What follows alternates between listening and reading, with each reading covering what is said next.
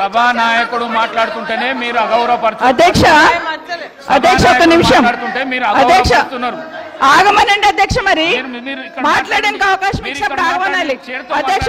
చర్చ పెడదాం అధ్యక్ష. అధ్యక్ష తప్పకుండా చర్చ పెట్టుకుందాం. అక్కడున్న లేపట్లకు వచ్చిండ్రు, ఎక్కడ పోయినా తప్పకుండా చర్చ పెట్టుకుందాం. గౌరవ ముఖ్యమంత్రి గారు ముఖ్యమంత్రి అయిన తర్వాత కేసీఆర్ ఇంటి మీద వాళ్ళ కాకినా ఇంటి మీద వాళ్ళతో కాల్ చేస్తాడు. ఎంతమంది ఉన్నారు అధ్యక్ష ఇప్పుడు అక్కడ? ఎందుకు చేర్చుకున్నారు అధ్యక్ష? గౌరవ ముఖ్యమంత్రి గారు ఎంజాయ్ చేస్తున్నారు. ఇప్పుడు మాట్లాడుతుంటే గుండె మీద చేసుకొని చెప్పాలి అధ్యక్ష. ముఖ్యమంత్రి గారు కూడా ఆ రోజు నేను అక్కగానే ఆశీర్వదించిన, ఆ రోజు పార్టీలోకి వస్తున్నప్పుడు ఒక అక్కగా ఆశీర్వదించిన, బాబు నువ్వు చాలా పెద్దగా ఎదుగుతావు, ఈ రాష్ట్రానికి ముఖ్యమంత్రి అవుతావు, రాయి పార్టీలకని ఆహ్వానించిన నేను.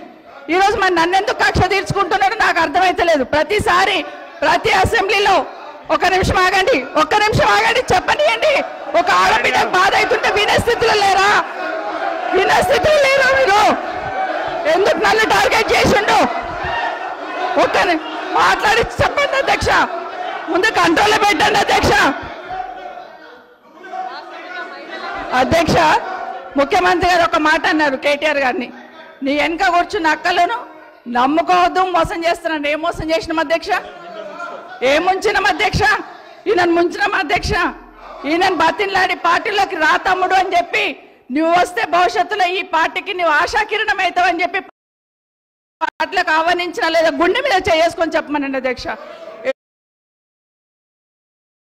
ఎందుకు టార్గెట్ చేస్తున్నావు? ఏం మోసం చేశాం? ఇప్పుడు కాదు అధ్యక్ష, ఎలక్షన్లు వచ్చినప్పుడు కూడా నా కాన్ఫిడెన్స్ అట్లే అన్నారు అధ్యక్ష. సభ దాకా పొద్దున ఒక మాట మాట్లాడుతుంది. ఏం మాట్లాడినాం? పొద్దున ఒక మాట, రాత్రి ఒక మాట.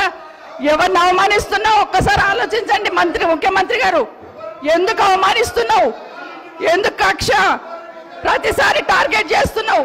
ఈరోజు ఏం మోసం చేసినాం? మేము ఆడబిడ్డలం విత్డ్రా చేసుకోవాలి అధ్యక్ష.